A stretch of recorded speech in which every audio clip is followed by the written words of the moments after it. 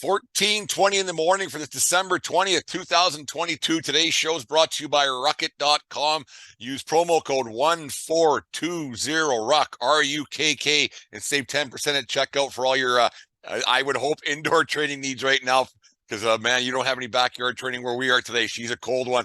I went up to grab the paper from the front step this morning, and yeah, we still get the paper here. But anyways, it is bitter cold. If you're going outside to do a little bit of work today, if you're going outside to finish up your Christmas shopping, make sure you bundle up. Don't be too cool. Bundle up, cover that skin, because it will freeze in a hurry.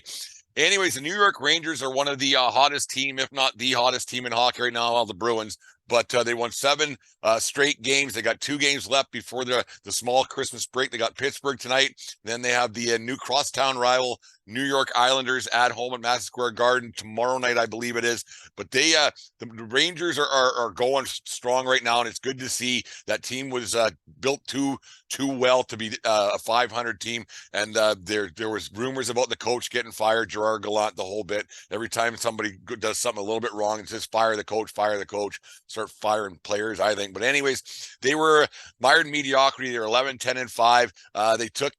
They took care of business over the weekend, beating 2 teams they should have beat in the Philadelphia Flyers and the Chicago Blackhawks. The Flyers are an odd franchise. Maybe we'll talk about them. Actually, I'll talk about them when I see my brother. They're Rangers or Flyers fans out there.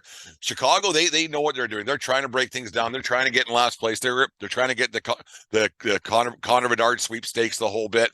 And but the Flyers, they just seem to be not even mediocre. They're an awful franchise right now, and I don't know what's going on with them. They've been awful for a while. Yeah, they had some cup final runs and this and that and the third, but they just seems to not be doing well. But the Rangers, on the other hand, things seem to really turn around for them. A couple of weeks back, they were playing the said Chicago Blackhawks, and their captain Jacob Trouba just hammered. And it was a clean hit, I thought. And I'm going to try to pronounce this guy's name, Athanasiou. I think I got that right. Andreas Athanasiou. They hammered him. He hit him so bloody hard with a clean hit, mid-ice, the whole bit. It was clean.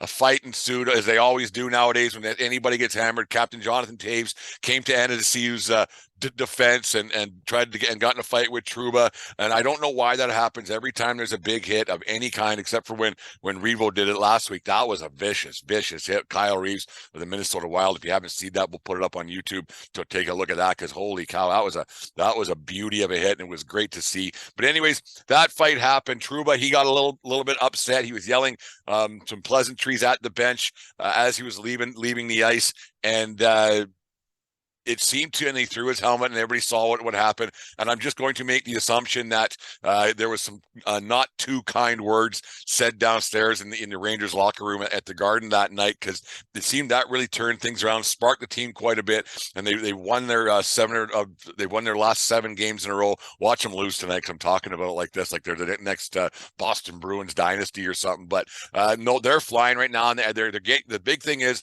I think they're getting some really good goaltending from Igor Shesterkin. It's always. You show me a good goalie, I'll show you a good coach. And it's kind of the way things are working right now. I'm not saying Gallant's a bad coach. I'm saying they're getting the proper goaltending that you need to win hockey games in the National Hockey League. And the thing is with National Hockey League, I've said it before and I'll say it again. If you stop all of the easy ones, most of the hard ones, and give your team a chance to win, you're going to you'll be pretty successful, and your team will be successful in the National Hockey League. And you look around, like the Bruins, who won again last night, and man, that team is unbelievable. 25-4-2, 17-0-2 at home. Unbelievable the way that they're just flying, like absolutely unbelievable how they're just points in 19 straight games. Big win last night over a team that's kind of on the downhill slide. Their big rise to glory didn't last too long, and people had these high hopes for the Florida Panthers. It seems like since they got little Chucky there, things aren't going so well. I'm talking about Kachuk from the ex-Calgary Flame. Now he's with Florida, obviously, but they just don't seem to have it at all. And they were supposed to be the next team on the rise that was going to do some damage. But that Bruins team, they are just on a wagon. You think about what the Leafs had, and the Leafs had their run where they had points in 17, 18 straight games that ended with the Rangers team, and Marner was flying and everything else. How the Leafs were flying, like unbelievable for how long, and they didn't pick up any ground. They're still eight or 9 points behind the Bruins. the Bruins have, I think, a game in hand ahead of them. So the Bruins set at that record. You're not supposed to have an 840 win percentage at this time of the season. That's just not a thing at Christmas time to have that. Basically, thinking about a playoff spot already. It's unheard of the way that goes, but they're getting the goaltending that they need. Unlike last night, once again, the Edmonton Oilers didn't get it from Campbell. A loss to, I'm not blaming it on Campbell, but he doesn't seem to get many wins or many saves when the time is needed. Speaking of Campbell, the Oilers did a smart move yesterday, in my opinion. They went out and signed Stuart Skinner, ex-Lethbridge Hurricane here, ex-Swift Current Bronco, like our friend Wade Smith that we interviewed the other day. Make sure you guys check out that show. It was a really good interview. A lot of laughs with Wade the other day. Thank you very much again, Wade. But Skinner, I like that deal. 3 years at 2.6. I like that deal for the simple fact both sides got it done at the right time. If Skinner gets hot, and they're going to need him to get hot because of the way Campbell's playing, they're going to be playing Skinner a lot more, and they're going to need him to be the guy to get them out of the doldrums, get them over the hump a little bit to get themselves into a playoff spot, because right now Campbell don't got it. So right now, signing Skinner at 2.6, it's a team-friendly deal, and you're going to see a lot more teams going this way with the two goaltender system. There's a lot of teams that are already doing it.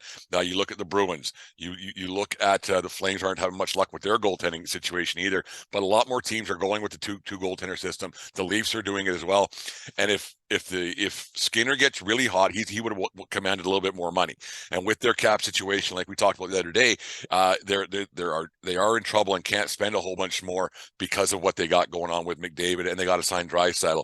And then if right now Skinner doesn't play well, he would get less money on the open market at the end of the season. So getting this deal done at Christmas time, a nice Christmas gift for Skinner. I would have started him last night, having that contract in his pocket, probably walking like a peacock a little bit and getting his first big NHL payday. That's good money if you can get it. 2.6 for 7.8 million a year. That should pay the bills for a little while, anyways. Well, you would hope so. It's not the end of your life money, because you won't spend your how much on your house and your car and your boat and everything else. But it's just the way it's a good deal for both teams. I quite like it, and I'm happy for a guy who played his junior hockey here in Lethbridge, Alberta. No, it's crazy how the NHL season's just flying by, and there's teams dropping by the wayside already. You just don't know what's going on. The World Junior started last night. I watched a little bit of it before we started recording the 1420 podcast last night. I don't know why they play those pre-tournament games with cupcakes like Switzerland, but you watch Switzerland. They're going to end up being a team that does a little bit of damage, wins a few games, ends up in the right side of the medal game, upsets somebody. They do every year. But that game last night, it was 6-0 at one point. That Bedard kid is good. He made a move last night on the wall that was unbelievable. Got a puck assist across the ice. I haven't learned these guys' names yet. That usually happens by Boxing Day. You start learning these guys' name a little bit more. But no, it's good to see hockey's back on full swing down here in the Yankee Tavern North. Got to come up with a name. 1420 World Headquarters for the holiday season.